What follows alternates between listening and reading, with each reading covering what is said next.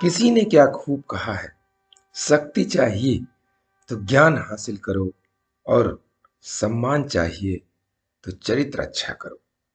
नमस्कार दोस्तों, मेरा नाम प्रेम प्रकाश पांडे है। आज अपने चैनल पर एक नई बेहतरीन प्रेरणादायक कहानी लेकर के आया हूँ। दोस्तों, आज की कहानी से हम जानेंगे कि राम नाम ही कैसे राम से भी बड़ा है, जो हमारे जीवन की नैया को पार लगा देता है। तो चलिए, चैनल को सब्सक्राइब नहीं किया है, सब्सक्राइब कर लीजिए और सुनते हैं आज की कहानी, जिसका शीर्षक है राम से बड़ा राम का नाम। श्री राम दरबार में हनुमान जी महाराज श्री राम की सेवा में इतने तन्मय हो गए कि गुरु वशिष्ठ के आने का उनको ध्यान ही नहीं रहा। सभी ने उठकर उनका अभिवादन किया, पर हनुमान जी नहीं कर पाए। वशिष्ठ जी ने श्री राम से कहा कि राम, गुरु का भरे दरबार में अभिवादन नहीं कर अपमान करने पर क्या सजा होनी चाहिए? श्री राम जी ने कहा, गुरुवर आप ही बताएं। वशिष्ठ जी ने कहा, मृत्युदंड। श्री राम जी ने कहा, स्वीकार है। तब श्री राम जी ने कहा कि गुरुदेव आप बताएं कि यह अपराध किसने किया है। बता दूंगा, पर राम, वो तुम्हारा इतना प्रिय है कि तुम अपने आप को सजा दे दोगे, पर उसको नहीं दे पाओगे। श्री राम जी ने कहा, गुरुदेव राम के लिए सब समान है। नहीं राम, मुझे तुम्हारे ऊपर संशय नहीं है, पर मुझे दंड के परिपूर्ण होने पर संशय है।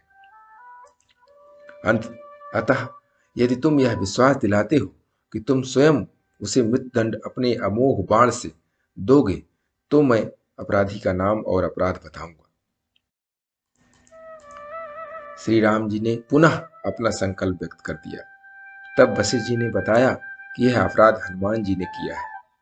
हनुमान जी ने भी स्वीकार कर लिया। तब दरबार में राम जी ने घोषणा की, कल सायंकाल सरयू के तट पर हनुमान जी को मैं स्वयं अपने अमोघ बाण से मृत्युदंड दूंगा। हनुमान जी के घर जाने पर उदासी की अवस्था में माता अंजनी ने देखा तो चकित रह गई कि मेरा लाल महावीर, अतुलित बल का स्वामी, ज्ञान का भंडार आज इस अवस्था में। माता ने बार बार पूछा, पर जब हनुमान चुप रहे तो माता ने अपने दूध का वास्ता देकर पूछा। तब हनुमान जी ने बताया कि यह प्रकरण हुआ है अनजाने में। माता, आप जानती हैं कि हनुमान को संपूर्ण ब्रह्मांड में कोई नहीं मार सकता, पर भगवान श्री राम के अमोघ बाण से भी कोई नहीं बच सकता। तब माता ने कहा कि हनुमान, मैंने भगवान शंकर से राम नाम मंत्र प्राप्त किया था और तुम्हें भी जन्म के साथ ही यह नाम घूटी में पिलाया है, जिसके प्रताप से तुमने बचपन में ही सूर्य को फल समझ मुख में ले लिया था। उस राम नाम के होते हुए हनुमान कोई भी तुम्हारा बाल भी बांका नहीं कर सकता, चाहे वो राम स्वयं भी हो। राम नाम की शक्ति के सामने राम की शक्ति और राम के अमोघ शक्तिबाण की शक्तियां महत्वहीन हो जाएंगी। जाओ मेरे लाल, अभी से सरयू के तट पर जाकर राम नाम का उच्चारण करना प्रारंभ कर दो। माता के चरण छूकर हनुमान जी सरयू किनारे राम राम राम राम रटने लगे। सायंकाल राम अपने संपूर्ण दरबार सहित सरयू तट आए। सबको कौतूहल था कि क्या राम हनुमान को सजा देंगे, पर जब श्री राम ने बार बार रामबाण, अपने महान शक्तिधारी अमोघ शक्ति बाण चलाए, पर हनुमान जी के ऊपर उनका कोई असर नहीं हुआ, तो गुरु वशिष्ठ जी ने शंका जताई कि राम, तुम अपनी पूर्ण निष्ठा से बाणों का प्रयोग कर रहे हो।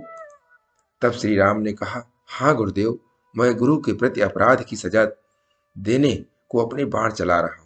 उसमें किसी भी प्रकार की चतुराई करके मैं कैसे दोबारा वही अपराध कर सकता हूं? तो तुम्हारे बाण अपना कार्य क्यों नहीं कर रहे हैं?